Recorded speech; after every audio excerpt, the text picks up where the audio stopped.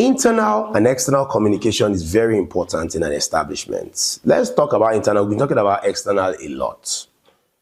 Up, down, across board. I'm trying not to sound complicated. Let's make it as easy as possible.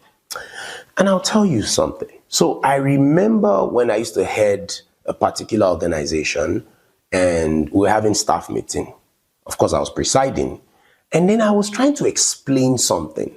Then I said, oh, for example, if you go to work and I mentioned someone's name, let's use the name as Michael. And you go to work, actually my director of photography's name is Michael. So that's the name that came to my head. So you go to work and then Michael said, hey, let's do such and such thing. And in that meeting, the unthinkable happened. One of my staff looked at me and said, excuse me, sir, please, who is Michael? Now, forget about who I told you Michael is in real life while doing this video. The name I used happened to be the name of one of the security men.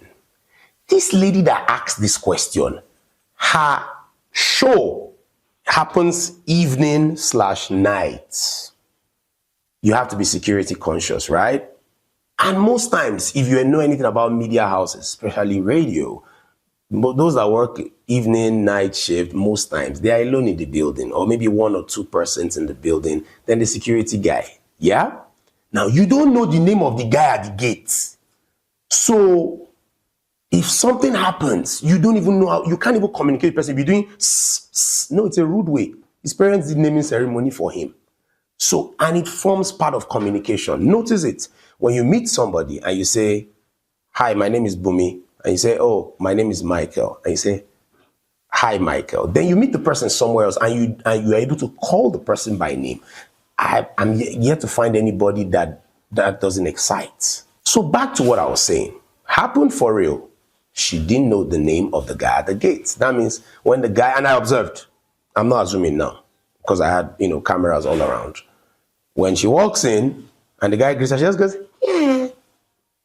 You don't know the name of the guy at the gate. How do you communicate effectively with that person? And you work with this person, you see this person every day. So when I talk about communication, it's all around. Top, bottom, across board.